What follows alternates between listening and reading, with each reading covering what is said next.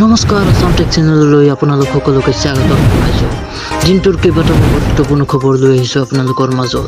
চৰকাৰী ঘৰ পাবলৈ 20,000 টকা দিব লাগে মেম্বাৰক। এই মুহূৰ্তৰ ব্ৰেকিং নিউজ। চৰকাৰী ঘৰ পাবলৈ 20,000 টকা দিব লাগে মেম্বাৰক। চৰকাৰী ঘৰৰ নামত ধন দাবী। আনহাতে চৰকাৰী ঘৰৰ নামত 20,000 টকা দাবী কৰাৰ অভিযোগ। ইফালে মন কৰিব লগা যে পঞ্চায়ত সদস্যই ঘৰ লাভ কৰা হিতাধিকাৰীক ধন বিচৰাৰ অভিযোগ। ভাইৰেল হৈ পৰিছে এটা ফোন ৰেকৰ্ডিং।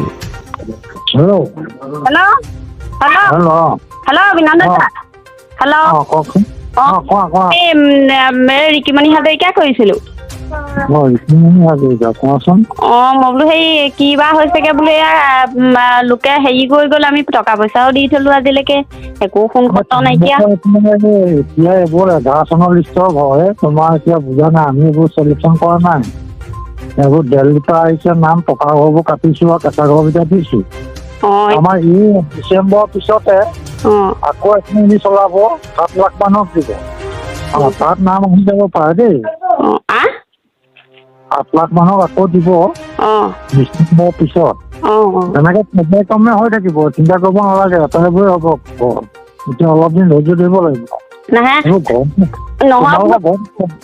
তোমালোকে বুজি পোৱা নাই, তোমালোকৰ ঘৰটো পকা নহয় জানো? পকা গম পাইছোঁ, আকৌ পকা কেঞ্চেল হ'লেতো আমাৰ টকা পইচাবোৰ এনেও যাব নহয়, দি থোৱা বোলো। কেঞ্চেল নাই হোৱা নহয়, এতিয়া কেঞ্চেল নোহোৱাটোহে কৈ থৈছোঁ আপোনাক, তুমি বুজি পোৱা নাই, কেঞ্চেল নাই হোৱা এতিয়া আহিব, আমাৰ ব্যৱস্থা কৰি দিম তেতিয়া, হ'ব? যেতিয়া চাৰ্ভে কৰিবলৈ আহিব তেতিয়া হেৰি টকা পইচাবোৰ গুচি যাব নহয়। নাযায় একো নাযায়, তোমালোকৰ চিন্তা কৰিব নালাগে, চিন্তা কৰি নাথাকিবা। হৈ যাব নহয়, ঘৰ আহিব 27 তিনিটা নহয় বোলো ককাই ভাই আকৌ। এই 3টা ককাই ভাই মই এইটো ব্যৱস্থা হ'ব বাৰু, এইবোৰ মানে উলিয়াব লাগিব, সময়ত উলিয়াব লাগিব আৰু তেতিয়া আহিব দেই। নহয় মই বোলো এয়া আত্মসহায়ক গোটৰ সুতৰ পইচা ভৰি আছোঁ, মানে আজিলৈও সুত ভৰিয়ে হোৱা নাইকিয়া, ভয় খাই আছোঁ আকৌ বোলো।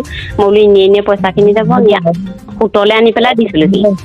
নাই এতিয়া নাহে, এইখিনি ঘৰ আদায় কৰিবলৈ কৈছে, তাৰপিছতে আহিব ঘৰ আকৌ। আদায় কৰি দিব মোটামুটি 7 লাখ দিব, 7 লাখ দিব। যিখিনি আমি প্ৰথমোৱা ঘৰ সেইখিনি আছেই নাম, নহয় নাই, ক'ব নালাগে। পোহৰলৈ আহিছে চৰকাৰী ঘৰৰ নামত ধনৰ লেনদেনৰ তথ্য। যোৰহাটৰ 45 নং সৰুচৰাই গাঁও পঞ্চায়তত সংঘটিত হৈছে এই ঘটনা। ৱাৰ্ড মেম্বাৰ বিনন্দ দাসে 20,000 টকা দাবী কৰা চাঞ্চল্যকৰ অভিযোগ। ইফালে আন এটা গুৰুত্বপূৰ্ণ খবৰ ওলাই আহিছোঁ, ৰাইজে ধৰিলে ড্ৰাগছ ব্যৱসায়ীক। দক্ষিণ কামৰূপৰ সোণতলীত ৰাইজে ধৰিলে ড্ৰাগছ ব্যৱসায়ীক। ড্ৰাগছসহ ছফিকুল ইছলামক ধৰিলে গাঁওবাসীয়ে। পুৰাণ গাঁৱৰ বাসিন্দা ছফিকুলে দীৰ্ঘদিনৰ পৰা চলাই গৈছিল ড্ৰাগছৰ বেহা।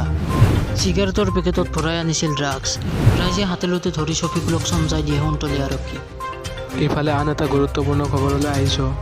শ্ৰেণীকোঠাত ছাত্ৰীক অপকৰ্ম স্কুল পৰিচালনা সমিতিৰ সদস্য। শিক্ষক নথকাৰ সুযোগত কুকাণ্ড সংঘটিত কৰা বুলি অভিযোগ। কৰিমগঞ্জৰ এখন স্কুলত জঘন্য ঘটনা। 4ৰ্থ শ্ৰেণীৰ ছাত্ৰীক বলপূৰ্বক অপকৰ্ম কৰা বুলি অভিযোগ। স্কুল পৰিচালনা সমিতিৰ সদস্য ফুৰকান আহমেদৰ বিৰুদ্ধে অভিযোগ। বিদ্যালয়খনৰ প্ৰধান শিক্ষকে ঘটনাক গাফ দিয়াৰ চেষ্টা কৰা বুলি অভিযোগ। খবৰ বিয়পি পৰাৰ লগে লগে উত্তেজনাময় পৰিস্থিতি বিদ্যালয়ৰ চৌহদত।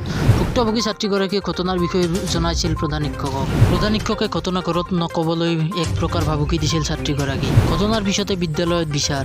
খবৰ পোৱাৰ পিছতে বিদ্যালয়ত উপস্থিত হয় আৰক্ষী।